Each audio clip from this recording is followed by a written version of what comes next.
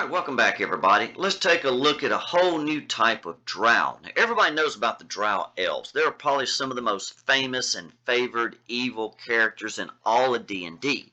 But what a lot of people don't know is that there's actually a drow goddess who is completely and totally good named Eilistraee. And she's always trying to pull some of these elves back to the light, back to the surface where they lived in the above ground world, and so on. It's a very long story. You can look into the story of Eilistraee and the elves. That's a whole new set of videos itself. But let's consider a group of the drow which have returned to the surface. And let's call those the Light Drow. So everybody knows these are elves, and this group right here is going to be chaotic good. They really take great pride in freedom and good. These are basically the polar opposite of the drow everybody knows that lives below ground. So let's look at these a little bit more right here. So everyone knows the story of how the drow left the surface world after choosing to follow Loth. Everybody knows her, instead of a non-evil god. The elves of old and the other races wouldn't tolerate what they had become, and the drow were driven to the Underdark. There's been a lot of stories written about that right there. There they built an evil empire loyal to Loth, and cruelty is what rules in their world. What many people don't know is that the drow goddess Eilistraee left with her kin. In other words, she left with these drow, not because of an evil nature, but to hopefully one day convince the drow to leave Loth and rejoin the other elves and other races above ground. A small percent of the drow have chosen to leave Loth and follow Eilistraee back into the world above. There, Eilistraee teaches them everything they need to know to survive. These lessons include hunting, fighting, spellcasting, forging weapons, and much more. As you can imagine, a change from below ground to above ground would be a big one. They would need all new survival skills, so that's what Eilistraee teaches them. These drow have come to be known as the Light Drow, since they have left the subterranean world below and returned to the world above, and they now live in the light. The Light Drow still appear very much like the Dark Drow with a few exceptions. They no longer possess the very pale eyes which are seen with most drow. Life in the light has returned some of the pigment to the iris, part of the eye there. Living in the light has demanded a change in vision, and they've adapted. The sunlight doesn't seem overly bright for them like it does for the Dark Drow. Everybody knows how the normal drow have a lot of disadvantages when they're in the light. Well, these don't have that anymore. They have adapted. Now, they've lost some of their dark vision range. It's dropped from 120 to 60 feet. But again, there's a gain from it also. So there's a gain and a loss when it comes to their vision. Again, they can tolerate the light, lost a little bit of the dark vision itself. Another often seen adaptation is the hair of the Light Drow. The Light Drow will almost always have white hair which is very long. You actually see some different hair colors with those below ground. For some females it may extend almost to the ground and maybe to the middle of the back for many of the males. This is done to honor Eilistraee, which has very long white hair which pretty much touches the ground. If you look at any picture of her, you'll see that. The Light Drow remain as slender and graceful as any elf, and with their love of dance, another deed to honor Eilistraee, they may be more graceful than the average elf. They are often 5 to 6 feet tall, 100 to 165 pounds, about what you'd think of with most elves. The Light Drow still possess the very dark complexion seen in other drow. It's just a little bit lighter, so they're still going to be confused for the other drow. It's not a big difference in appearance. Like other elves, they live a very long lifespan, and it's not unusual to encounter a Light Drow who is 700 years old. Except for the Light Drow who are born above ground, most of them remember their life in the Underdark.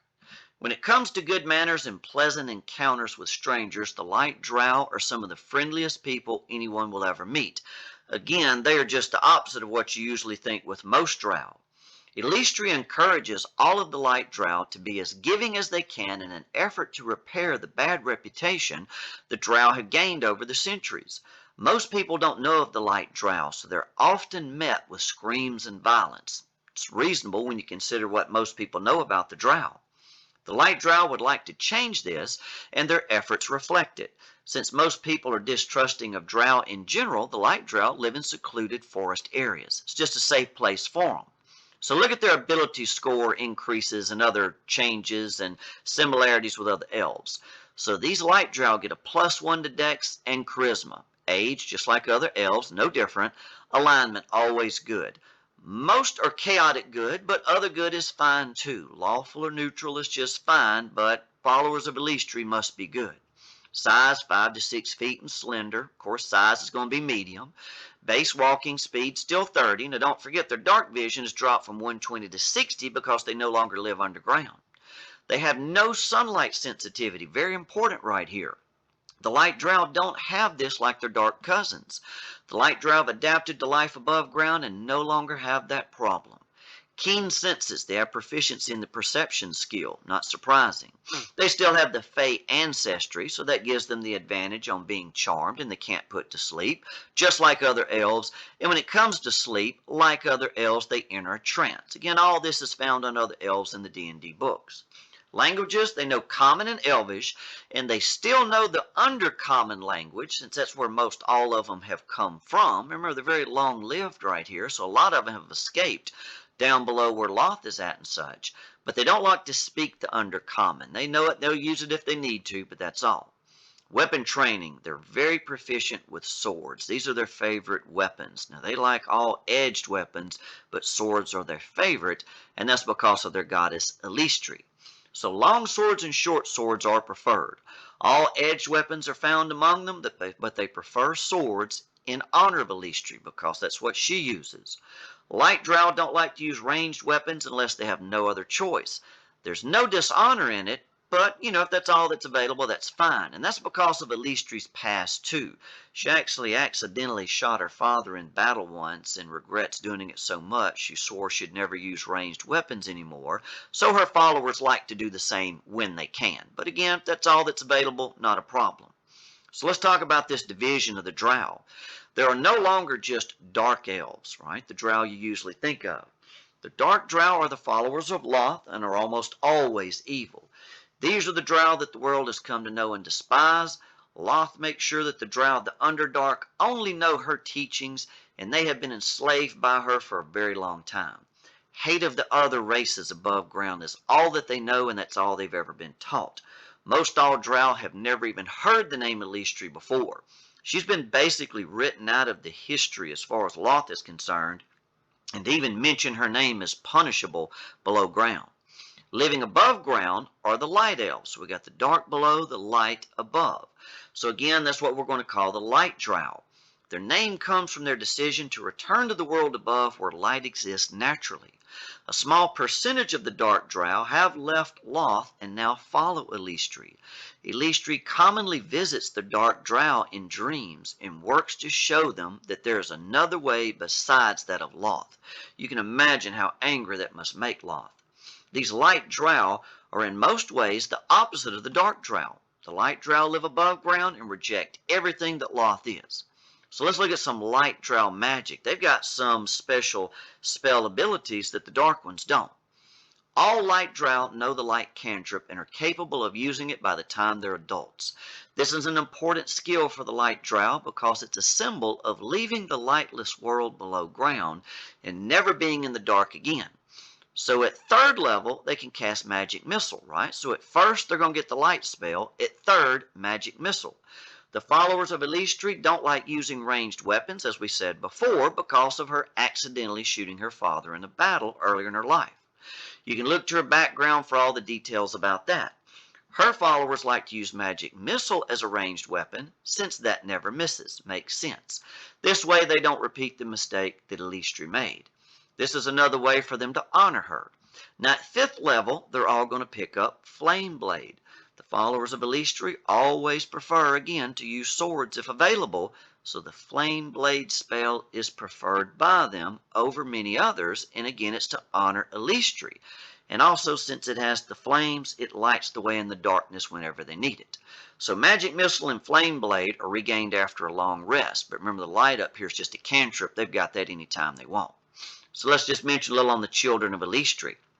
The Light Drow have been shown that there's a different world awaiting them, and this world has been revealed to them by Eilistraee through dreams. Loth has lied to all the Drow and tries to conceal the existence of Eilistraee, But again, she visits them in dreams, and some of them decide to follow her. Eilistraee teaches these elves how to survive in the world above. Life above ground is very different, so they need to be taught these things. Besides survival, other skills involve sword making. They love this. It's not just sword use, but making too. There'll always be a place in one of these Light Drow towns where they do this. Armor and other things to be made too. They love music and dance. That's another big thing with Eilistraee there. Helping others to know the dark elves can be kind and much more. Many of those who follow Eilistraee become one of the following: sword dancers, bards, paladins, or blade singers. We're going to look at those further below, and these will be covered, as we said, a little bit further. Creatures of light. As the followers of Eilistraee moved to the surface, they discovered a new world. Ordinarily, only a few drow would make their way to the surface, and that would be on the darkest of all nights, and usually to enslave those who they would find. As the Light Drow moved to the surface, they seen a few changes develop within them. Now, we mentioned they lost a little of their dark vision, right? Went from 120 to 60. But again, the advantage is they no longer are harmed or no longer have disadvantage under bright light like we see with the Dark Drow. So there's a give and a take right there. So they no longer have that disadvantage on attack rolls or ability checks like the cousins they have beneath ground. In this new world above ground, Eilistraee teaches them to hunt, cook, aid the weak, and be kind to others. Again, she's greatly trying to repair the damage done by the Dark Drow over centuries. So she encourages her followers to give food and assistance to strangers of all races, especially those who are alone and really need it. It is Eilistraee's hope that one day the races above ground will see that the Light Drow are good and can be trusted, which they can. They truly are the opposite of the Dark Drow who are down below. Light Drow are encouraged to kill evil creatures whenever the opportunity arises, and there are some very special hunts that the Light Drow actually embark on against evil just to show their dedication to Eilistraee in her fight against evil. After killing these evil creatures, they like to burn their bodies as a sacrifice to her. Now, we also mention how these Dark Drow generally just aren't accepted in most places, and it's understandable. So they like to make their own secret towns deep in the forest. So they often establish these towns wherever it is that they go. That way they can live in peace. There's a need for them since, again, they wouldn't be accepted in most all civilized areas. Just depends on the DM and the campaign as to how that works. As followers of Eilistraee, they prefer to be deep in the forest and have their town located around a central, open, natural glade. This glade serves as a temple for the followers of Eilistraee. Eilistraee values the natural world over buildings, so that's why the glade is preferred. So this glade is a place where they can clearly view the moon. That's important to her. That's one of her symbols, which is important to her followers also. The glade also serves as a spot for many rituals. The forest is also a place to hunt, which is another skill they've quickly learned. The town is often not too far from a cave, which grants access to the Underdark. The Light Drow will keep a close eye on this cave to see who passes in and out of it. They're always on the lookout for new followers coming up from below, and followers of Loth would definitely wish to harm them, so they're looking out for them too. A location for making edged weapons like swords will always be found in a permanent settlement of Light Drow. Light Drow aren't content to just know how to use swords. They greatly prize the knowledge of knowing how to make them too. Now that they're above ground, they have some animals that they actually value too. With their newfound life in the forest, the Light Drow have taken to making pets out of some of the forest wildlife. It's not unusual to find a Light Drow village with animals they use to ride into battle or on a hunt. These animals may be giant elk, giant goats, horses, or on the rare occasion even something like a unicorn. They'll also use whatever potential steeds they have available. So it just depends on the area. Animals can definitely be different. So look just to mention at arms and armor. Even though the Light Drow often dance to Eilistraee naked and sometimes battle in the nude like she does, that's where they get it from, they're ordered to protect themselves best they can. Because of this, they greatly prize magic armor and weapons, especially swords. Even though swords are the favored weapon of the Light Drow, they'll use any weapon with a blade. The Light Drow prefer not to use ranged weapons, as we mentioned before, because of the past accident with Eilistraee and her father. They'll use a ranged weapon if need arises. Again, there's no shame in it. That's all that's around. But again, because of that accident Eilistraee had, her followers like to use magic missile. Again, it never misses, so that's the best way to go. So now we look at the war against the Drow and the conversion. Eilistraee's goal is to show the Dark Drow that they've been lied to by Loth and there's another way to live. She doesn't want to see the Dark Drow destroyed. That's not her goal. She'd much rather see them have a choice to live a new way, and that way is something Loth will do anything to stop. You can read up on the early life of all these elf goddesses or watch some YouTube videos on it too. There's plenty of them out there. As mentioned, a little matriarchal rule. One of the few things the Dark Drow and the Light Drow have in common is matriarchal rules. So the females are often still the dominant of the two. Under Eilistraee, only females can be granted cleric and paladin spells, and these are generally the strongest of the Light Drow. So only females fill these roles, and these individuals are most often the leaders. That is not to say that the males are mistreated like they are with the Dark Drow. The males become excellent fighters and serve many other roles just as the females do. So that's where the difference comes about. Class is followed. You can find Light Drow following any class, but remember they're going to be good. So again, the females are really a whole lot more in the cleric and paladin roles. And again, they're the more dominant overall. It's just how they've always lived. But again, the males aren't neglected in any way, and they can all fill pretty much any role that's needed. So let's look just a little at what we would see with, say, the common average Light Drow. Here's armor class, hit point, speed. There's the stats, right? Again, since they have bonuses in Dex and Charisma, it's usually their highest. So you can see the skills, and don't forget the little change in dark vision right there. There's their languages, challenge rating. We mentioned the Fey ancestry, and again, the innate spell casting they have.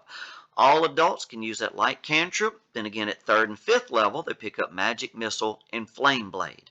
Short swords are their favorite weapons right there. Remember, that's a finesse weapon, so if they've got the high dex, what they usually do, that's probably what they'll go with. But again, other edged weapons are just fine too. Light Drow also like to become bards, also called the Alluring. That's a nickname for them right there. You think about how song and dance is so very important to their culture, not surprising a lot of them would go into bards. So there's their armor class. They usually like the leather armor and such, and again, not unusual to see magic armor and weapons too. Average hit points for these bards right here, at least as the leader cast. They got to work their way up like anybody else, but if they're the leader of a group that's out somewhere, maybe one of their villages, this is often something like what you would see. So there's the stats. Notice the elevated charisma on these bards right here. And again, most all this is the same. All of these bards are going to know how to play either horn, flute, harp, or maybe all of them.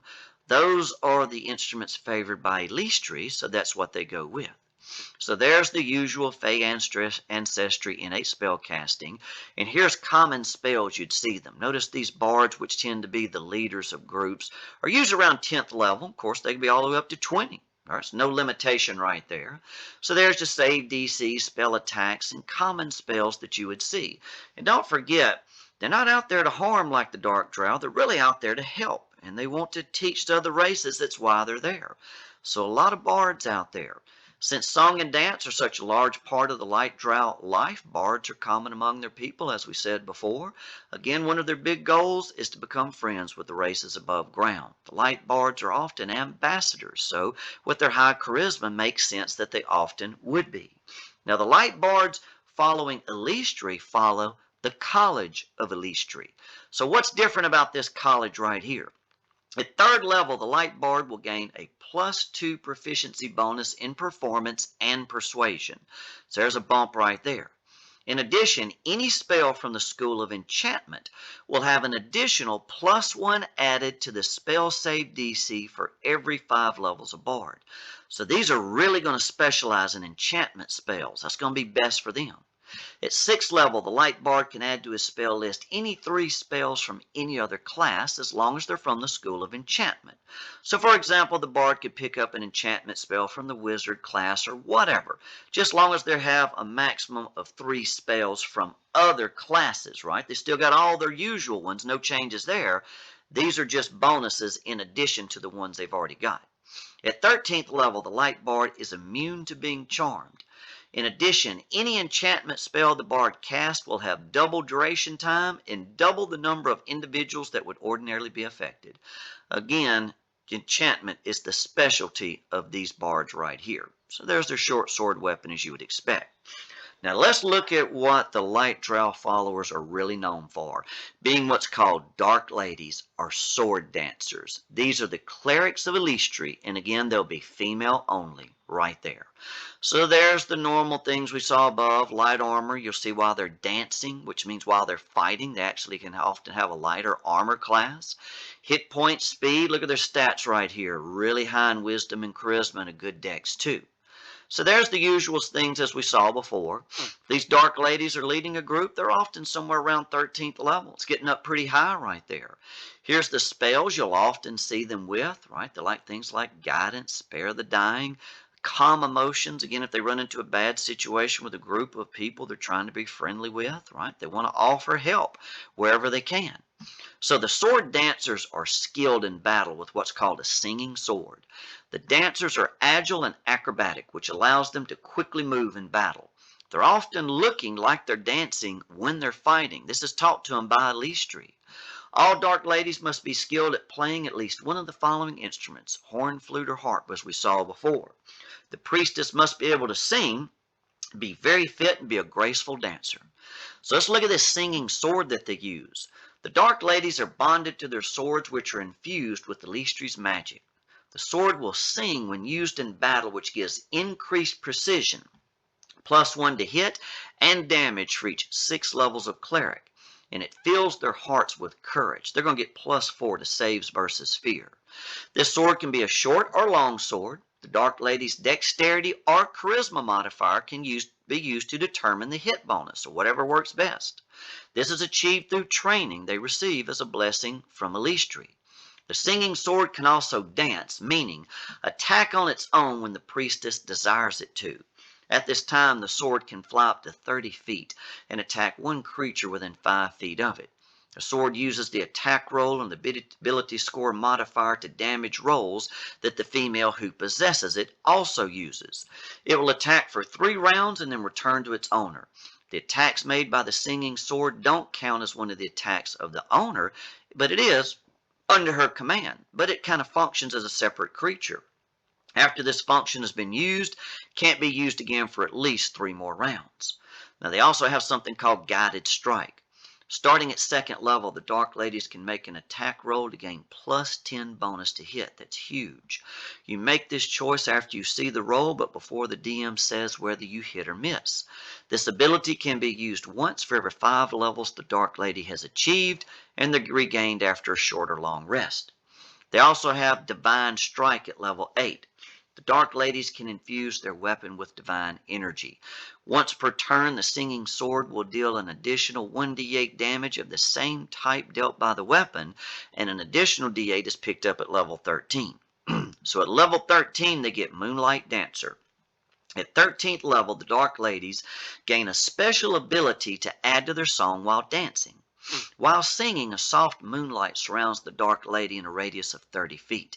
Any enemy within this magical light must make a DC 17 con saving throw or be blinded 1 to 4 rounds. This ability can't be used in the daylight, right? This is a dark thing. Underground, nighttime, whatever is when it has to be used. So they love that Moonlight Dancer. Now let's look more to Eilistraee's dance. Here these clerics can use this once per day for every 4 levels of cleric. So while dancing in battle, the Dark Ladies will gain these benefits. Unarmed defense. While attacking with the singing sword and not wearing armor, their armor class will be 10 plus their dex modifier plus their charisma modifier. And again, clerics pick this up immediately, right? Level 1 right here. They'll also get Beautiful Strike. Any charisma modifier can be added to the damage of the sword. That's great. And then something else they get collectively is something called the Lady Song. When Dark Ladies are within 50 feet of each other and fighting, they can sing together and produce additional spell effects. And again, they don't really have to be fighting, but that's usually when it happens. This occurs as a bonus action and will produce different effects, depending on how many ladies are dancing and singing together. The number of ladies singing determines the level of the spell which can be cast. So if there are 2 of them singing together, they can cast up to a 4th level spell, as long as at least one of them can already cast 4th level. 3 or more singing together can cast a 6th level spell collectively, long as at least one of them can cast a 6th level spell. And then 4 or more could cast up to a 9. But again, somebody in the party, in the group of dark ladies, has to already be able to cast a spell up to this level. They could do a lower level if they want, but that's going to be the max. So this single spell doesn't count against the spell slots of the ladies. They can choose any cleric spell which is available to the highest level singer in the group. The spell must be a cleric spell and can't be higher than any spell that at least one person in the group can already cast, as we said before. Any lady participating in the song must complete a short or long rest before they can do this again. Notice they have multi-attacks, right? Dark ladies make 2 attacks per round at level 6 and above. They like those short swords. Again, they can add that divine strike. They can use a long sword if they like also. Nothing wrong with that. A lot of the Light Drow become Paladins called Crusaders. So there's their armor class, hit point, speed, and there's their stats. Notice more strength with these right here. So there we've seen this before. And again, remember, only the females get the spells of the clerics and paladins, so only females fill these roles. So there's the same stuff as before up above with the other Light Drow, and there's their spell casting. They love to create food and water and give it to those in need. There's the long sword they'll use. Light Drow wizards like to become blade singers. You've probably seen this already in Tasha's Cauldron of Everything. This is exactly what it is. Refer to page 76 in Tasha's Cauldron to see everything about the blade singers. So here's their stats, what you would expect to see with them right here. Again, a lot of this is the same. These right here are usually 10th level wizards when they're encountered leading a group, but of course they can be higher or lower level, no problem. There's the spells you usually see them with, and again, they love that short sword right there. So there's our information on the Light Drow and a lot of the common classes and groups you see them filling. So don't forget, there aren't just the Dark Drow below. There are the Light Drow above. Something I hope to see expanded on greatly in the future. Others have touched on this before, and they've handled the Light Drow that follow Eilistraee in different ways. Again, as DM, you do it however you think's best. That's what all the games are about. So I hope this gets you started to think about Light Drow and how you could use them in their game. Be a lot of surprise to a lot of people, and they've got some totally different paths they can follow with these classes. Use them, enjoy them, and have fun. Until next time, good luck and good gaming.